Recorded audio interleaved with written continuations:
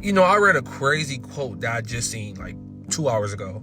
The man said, "To you, she was everything. To me, she was just a Tuesday." That shit made me sick to my stomach just thinking about how many people really go through that. It's definitely something that is life altering. Being cheated on, regardless of when it happens in your life, whether it happens earlier or later. Realizing that you were in a relationship where you put your best foot forward and this individual that you placed all this trust and hope in went behind your back and was cheating. Now, I can understand how it can distort your view on yourself and your view on women. And it's very easy to dwell and cave into misogynistic tendencies because you're angry and hurt. One thing I think is more devastating than going through an experience or experiences being cheated on is being on the other side of that coin. Being the guy that a woman is cheating with is something that will shatter how you view them in a way that's very, very dangerous. Because to be in a situation, I'll give you an example, where you're in college or already grown if you have your own place, and a girl is laying on your chest. Y'all just finished smashing, doing whatever y'all did, and her boyfriend calls, and she's talking to him all sweet about how she's out with her girls and they're going to the movies and they're gonna see this movie and it's Susan and Sally and Sarah. Yo, just those are the first S names that popped to my head. And you're like, yo, what? And in my experiences, at least, the most hurtful thing about it is realizing how easy it was. Any instance where I've been, unfortunately, dealing with a girl who had a boyfriend, it was not at my initiation.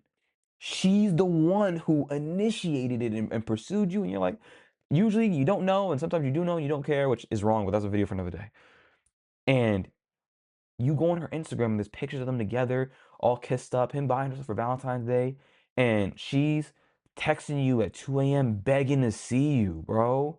And when she sees you, she's hair, makeup done, freshly shaven, hot and ready, like foaming at the mouth for you. And you're like, yo, your boyfriend thinks you're at your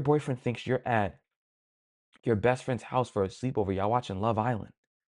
And you are cooking, cleaning, and like begging to please me. And it's like, what?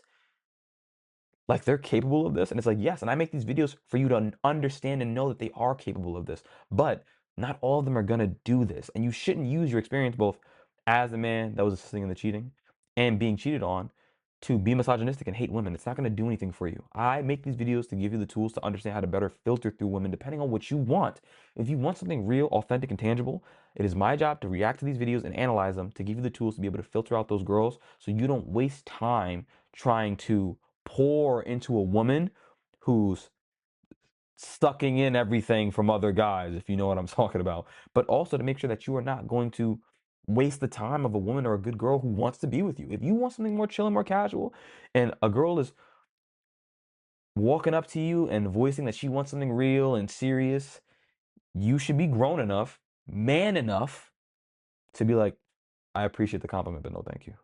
Because the next girl, probably right after that you'll bump into, is down for what you want. So why are you gonna destroy this girl for the next guy when you remembered what it was like to have your view on women destroyed at the expense of another man? If y'all have any cheating stories or situations that you've gone through, let me know down in the comments below. I want to see what happened to you. I'll catch you in the next one.